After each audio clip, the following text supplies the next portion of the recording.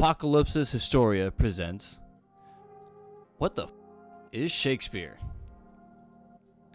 Or Navigating the Bard's Dramatic Canon. We all know William Shakespeare, also known as the Bard. Shakespeare is still the king of drama, and it's an average about 400 productions of his works are put on each year. Did you know that there's this many statues of Shakespeare? Romeo and Juliet is so popular that there are dozens of movies based upon it, whether direct or indirect adaptations. It makes sense that so many people care about the Bard's identity. And whether you think the Bard is William Shakespeare, the glovemaker's son from Stratford, or whether you think the Bard is a concealed aristocrat like De Vere, Bacon, Sidney, Neville, or North,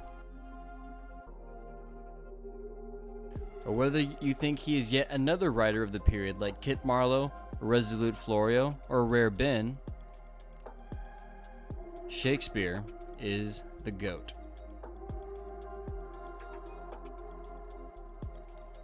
But we're not asking who is Shakespeare. We're not asking how good is Shakespeare. We're asking, what is Shakespeare? Easy. The poems, plays printed as Shakespeare, right?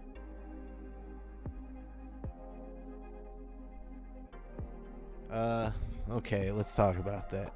You see, the world is not always so simple, and neither is the print history of early English literature. So let's focus on drama for now and start from the top. Only 9 plays published during William Shakespeare's lifetime were first printed as by William Shakespeare. See the list above.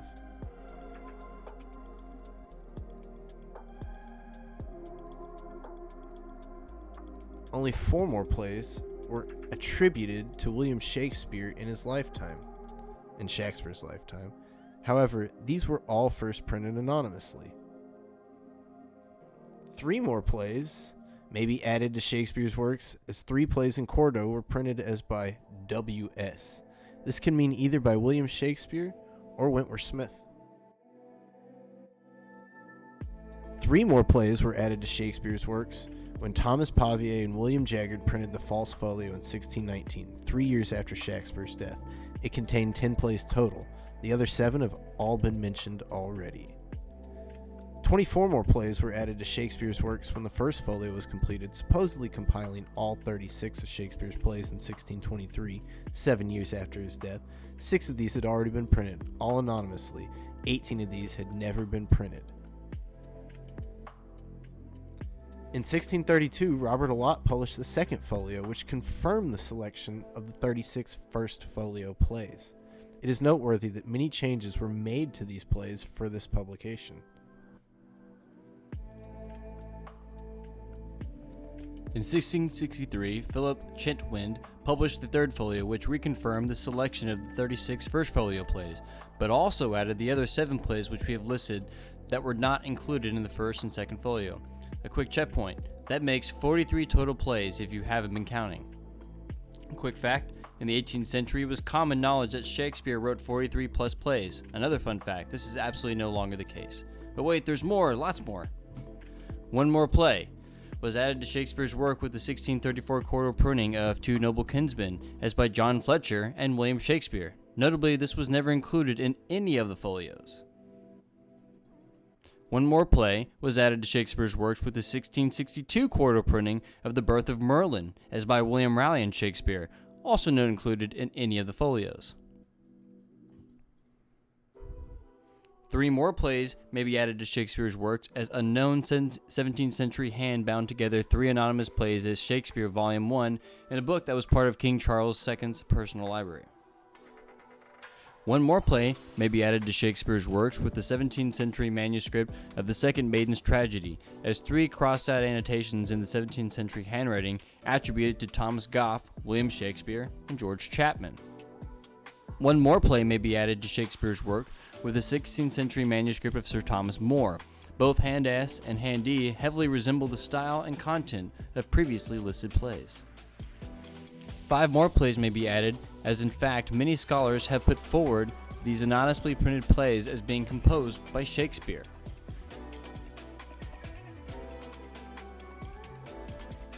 Two more plays may be added, as a few scholars think that Shakespeare had a hand in at least 2 plays attributed to 2 other famous writers, Thomas Kyd and Ben Jonson. That makes 57 plays in total. But here's the thing. We mentioned that King Lear and Henry V may have been based on earlier plays, but there are several Shakespeare plays likely based on earlier plays. Are these earlier plays also by Shakespeare? See the list below. So maybe even more. And another thing, we could also mention that scholars have found plenty of overlap between Marlowe's canon and Shakespeare's canon. The same could be said of Greene, Nash, Kyd, Lilly, Dekker, Drayton, Webster, Middleton, and more. Is Shakespeare in their works too? More still? Or is something else weird going on? Well, what do scholars say?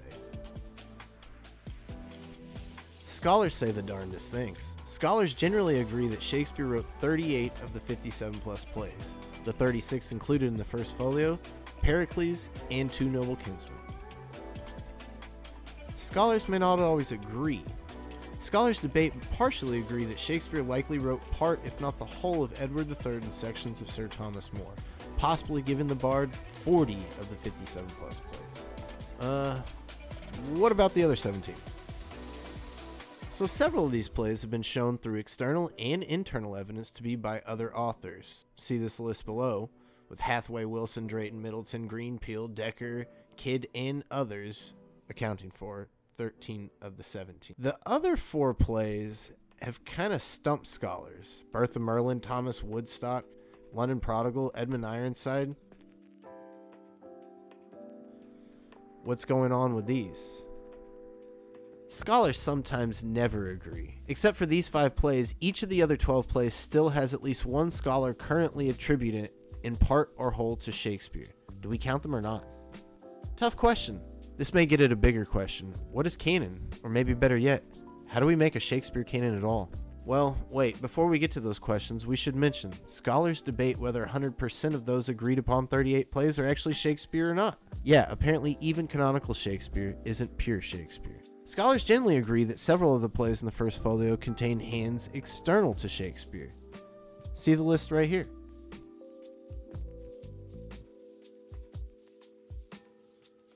They also generally agree that the other 4 plays were products of collaboration or co-authorship. See the list to the right.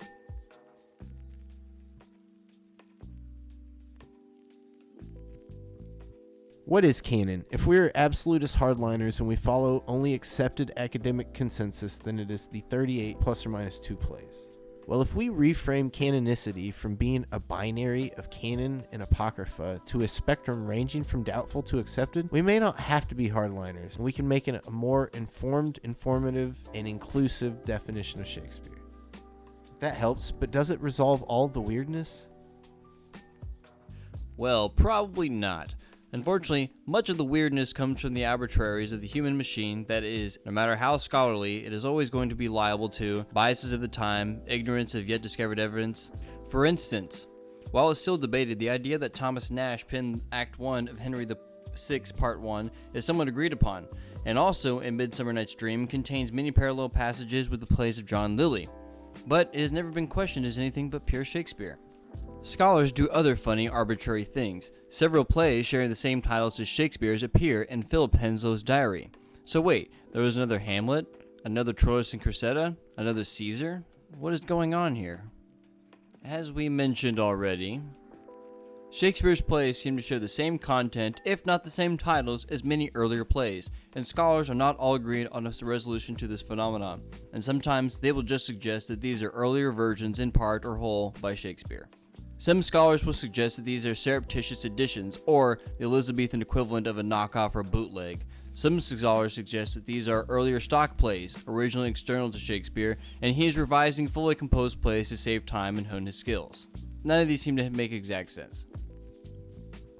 Also, let's remember, we only have discussed drama so far. We haven't even brought up the poetry of William Shakespeare, which, spoiler alert, same dance, different song.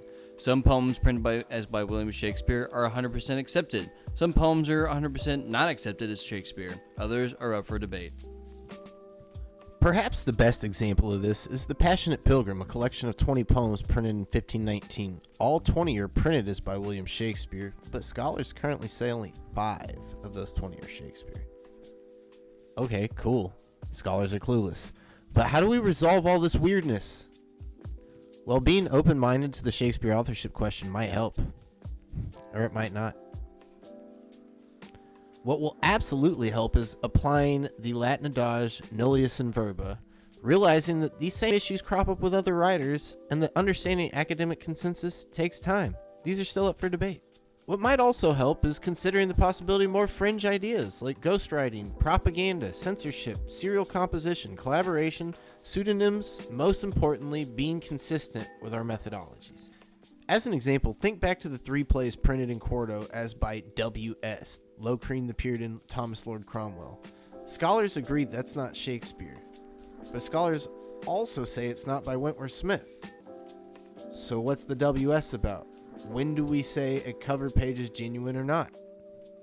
Because at the end of the day, we don't have an exact understanding of this W.S. or Shakespeare printing phenomenon. Scholars have tried to resolve some of this by pitching that unscrupulous printers place the name Shakespeare or the initials W.S. on non-Shakespeare material to boost sales. This claim, however, does not hold up to scrutiny. It doesn't, because some of these unscrupulous printers are the same men who print genuine editions like Pavier and Jaggard. Also, shown already, several Shakespeare plays in quarto never had his name on it, like Romeo and Juliet or Othello. If the name was so lucrative, why was it so often left out? So, we should definitely all cool our jets with the heated arguments over the bard's identity. Because I keep seeing Shakespeare authorship YouTubers posting videos titled, "How to Win the Authorship Argument."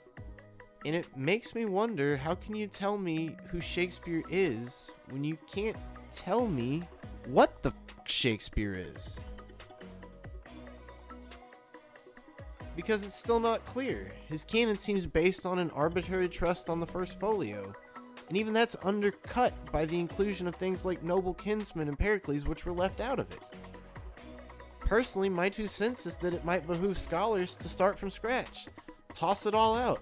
I'd say go so far as to ignore any and all cover pages. Pretend we never get a single name on any page and go from there. But hey, I'm not a scholar. Okay, so a little bit of a hyperbole there. Don't toss out everything. But seriously, English departments and universities around the world, specifically Renaissance English, need to take heed of the very recent breakthroughs that are happening every day in other fields like biology, psychology, archaeology, and more. These are only happening because folks are moving beyond centuries-long held beliefs in the conventional understandings of their fields, and that they're turning over because they've turned out to be wrong. See Clovis' first model or Göbekli Tepe built by hunter-gatherers. Less than 10 years ago, these conventional ideas were adamant facts. Somehow, now, they're already laughably outdated, but maybe they always were.